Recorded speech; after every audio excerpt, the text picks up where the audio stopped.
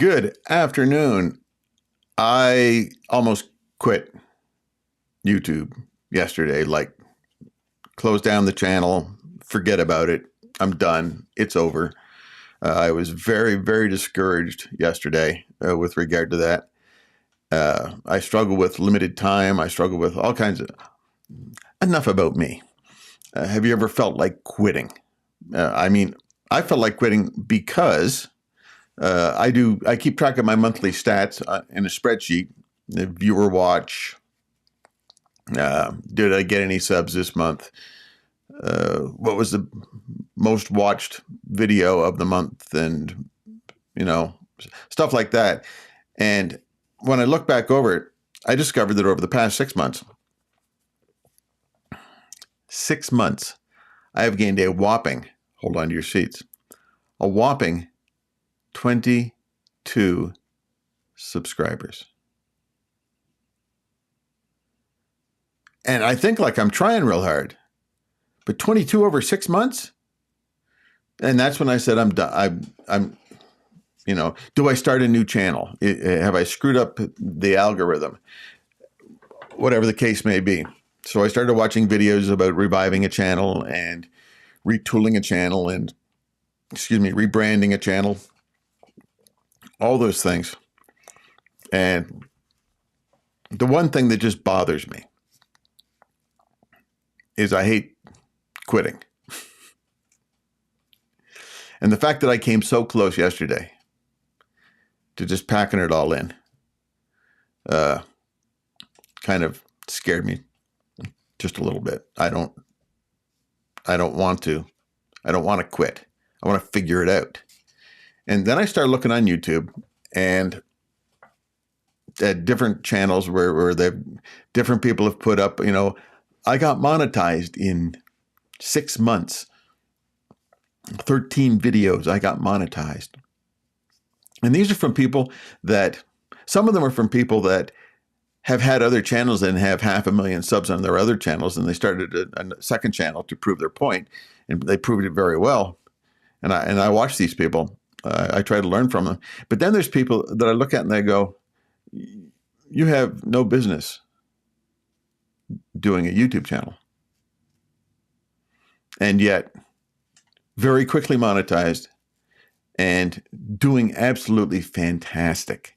And I'm going, why can't I do that? Or why am I not doing that? And I ask you the same question. If you have a YouTube channel that's struggling, why aren't you doing that? There's probably a lot more like us than like the ones I mentioned. They are the outliers. They are the oddballs. They're not lucky, I don't think.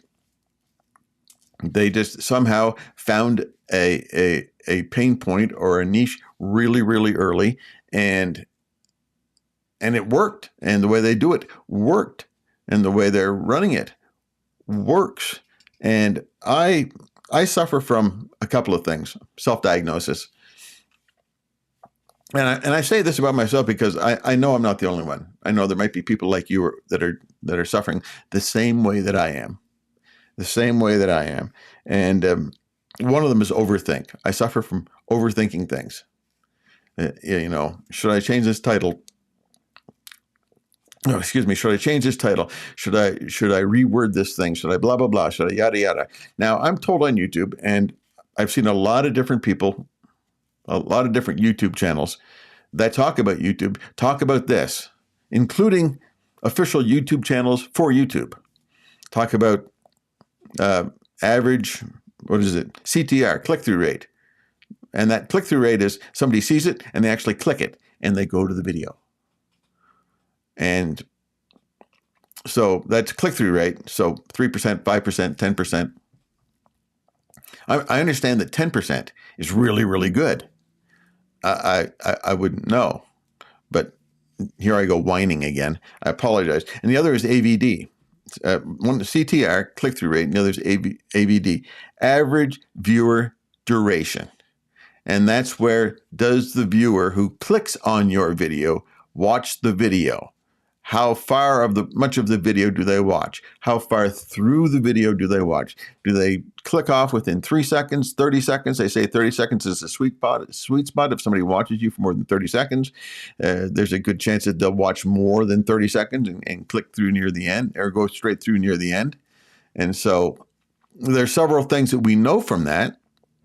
And again, is it me overthinking, or yeah, maybe it is. Maybe it is. I think I also suffer from the curse of knowledge, because I study an awful lot. I've spent, don't tell my wife, I've spent a lot of money getting an online education in marketing and programs and books and courses. And I spent more money than I care to admit, and wonder why I'm still where I am. But again, that's another story. When we think about YouTube, and I want to make YouTube my retirement, some retirement income. That's what I want it to be. I want it to be retirement income for my family. I'm 67, so yeah, I'm at that age. I would really like for this, and I would really like it to come along a little faster than it is. But maybe it's the same thing for you. That's why I kind of am looking at in my YouTube channel, catering to people over 40 or over 55, or people nearing retirement and looking to do something with their retirement. This is a great thing to do. I love doing this stuff. I really do. I love going on live like this. I love talking like this. I like doing video. I like editing video. Am I good at it? That's subjective. Some people say I'm great at it. Some people DM me and say, hey, I could really help you with your stuff. Thanks. Appreciate it. I actually got, I've got somebody that's been trolling me for the last week or so, sent me an email and sent me a follow-up to the email, wanting to do this and that for me, and then jumped onto comments on one of my videos saying, this is good, but this is weak, and I can help you with that, and we should talk, and I blocked him. I don't, that's a troll. Don't need to do that. I don't need trolls in my life. Neither do you. So, I mean, maybe I'm blabbering on this live stream, talking too much about myself, but I'm talking about things that successful YouTube creators themselves are continually talking about and doing. So with that in mind, I did the math, and the math is, where is the math? There it is. I got the math right here. To monetize, to have your channel monetized, you need to have within a 12-month period. So if today is the 3rd of March, by the 3rd of March next year, any 12-month period of time, you have to get 4,000 watch hours between all of the people that watch.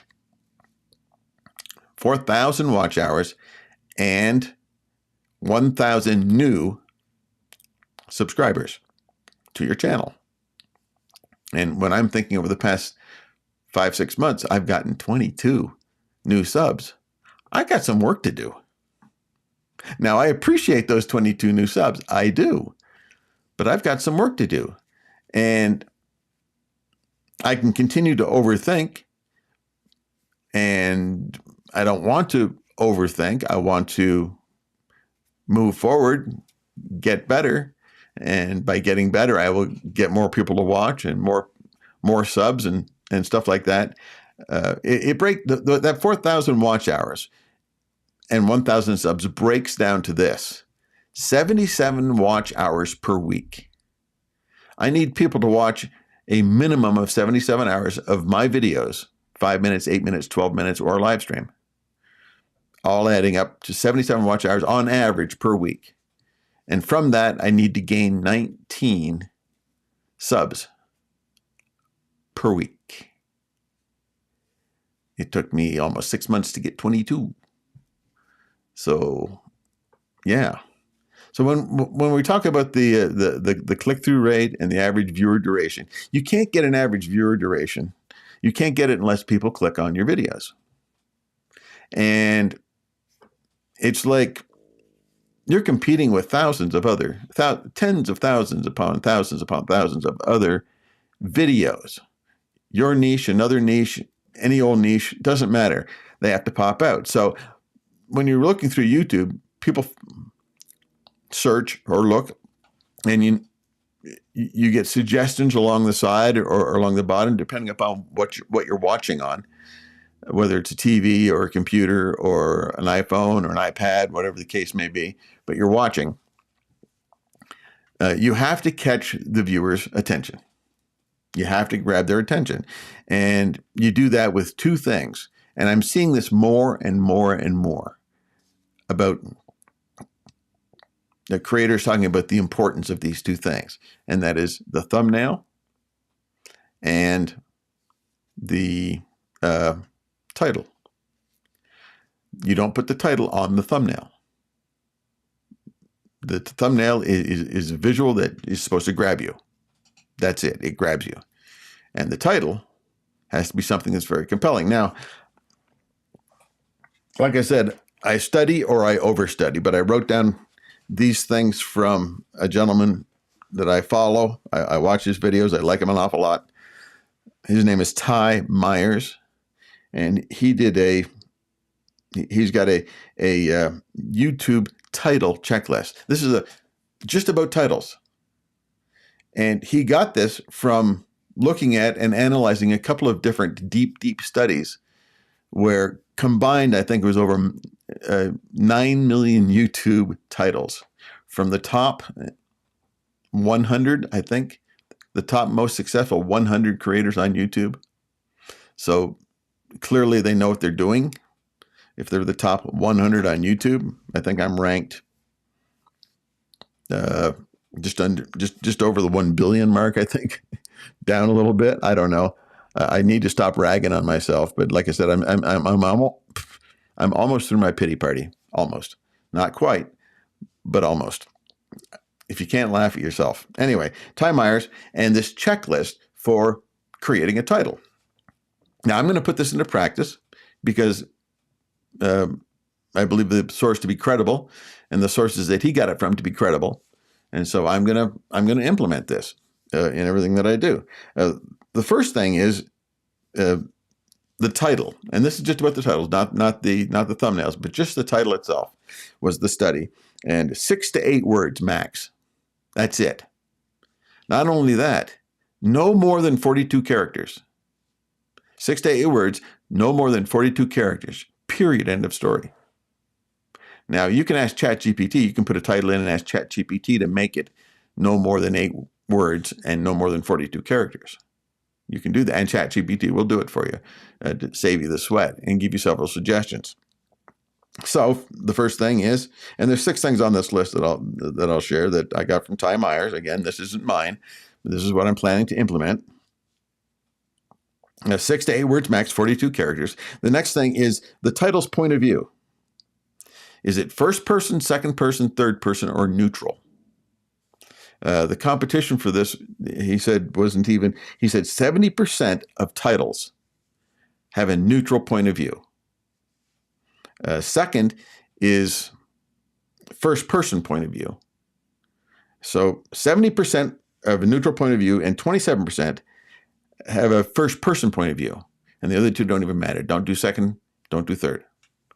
First person or neutral. And I have to actually think about that when I'm writing down titles. The third thing is the voice of the title. There's active, passive, and neutral. And in my writing, I've been told that my writing, I've written 2 books and I've had to edit them several times because my writing is too passive. I have a passive voice. And that's probably due to a lot of factors early on in life. But again, another story, not relevant here. So again, the title's voice and the sentence structure, 57% of those successful 100, those 9 million titles that were analyzed were neutral. They were neutral. And 42 were active voice. And don't even get started on passive. It just turns people off. I understand that. So that's your title's voice. So the wording, the point of your view, your title's point of view, your title's voice or sentence structure being neutral. Fourth is even went into capitalization. All caps, all lowercase. Overwhelmingly, I shouldn't say overwhelmingly, majority is all caps. Every word is capitalized. So every word capitalized. That seems easy enough to do, regardless of anything else. That seems easy enough to do. Fifth is question marks. And I didn't take any notes on question marks, but it's not wrong to ask a question, as long as the whole thing is within 42 characters. And then finally is word choice. People don't trust sensationalized titles. Amazing, never before seen. Now it works if you're talking about the mysteries of a cave in Lower Borneo, I guess. Amazing find. I mean, it sounds amazingly clickbaity. But power words are generally used and actually draw people in. Power words that have to do with curiosity or tension, something like that. And so that's just one thing that I'm starting to make changes in. Now, my thumbnails, are a work in progress. I continue to study those, and you should too, because that's the first thing people see. How do you stand out? I don't know how you stand out. Everybody's using every color in the world. I see creators on the channels that I follow in the niche that I'm working at here, and there's always a picture of the person. There's always a picture of the person. And I think that's important. It's personal. YouTube is really starting to poo-poo on AI-generated content. Don't like it. And I'm not just talking about the thumbnail. I'm just talking about AI in general, AI videos and everything like that. They really want you to know that you're you, because the buzzword, and I absolutely love this, and that's why I partially do lives, because I got a few bullet points and I'm mostly unscripted, is personality and personalization and authenticity and vulnerability. And I know that this video, this live sounds like I'm whining and complaining about my failure. I understand that. I get that. And I kind of feel that. But it's honest. And I'm being very vulnerable here. And I'm okay with that, because although yesterday I came so close to just deleting the whole thing and walking away, I decided, no, if I hate quitters, I shouldn't be one myself. So I continue to do what I do. Now, whether I start a new channel or continue with this one, I'm having some consultation with others about that, about whether I should do that, because the growth initially here has been kind of pretty low.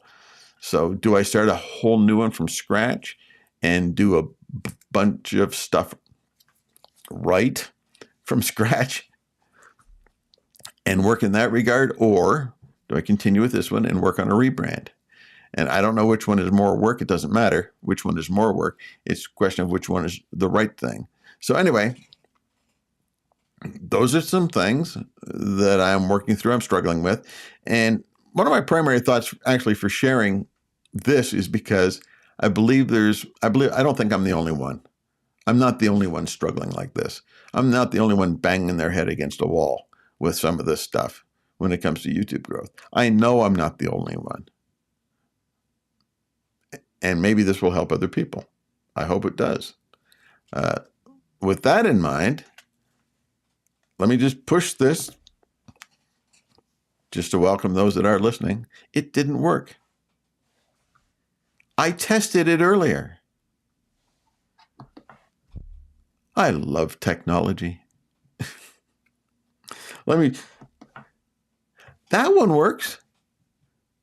And I don't know why the other one didn't work. I love technology. It allows me to do this, even if it's not perfect. And with that, I'm just going to say, my name's Bill. I'm in the FRNC. If you don't know what that means, feel free to ask. It's the only way you're going to find out. I'm not going to post it anywhere. So I'm in the FRNC. Feel free to like this, subscribe to the channel if you so desire. And I want you to make a home on YouTube, just like I have been. I haven't moved out. I'm staying put. Have a good rest of your week.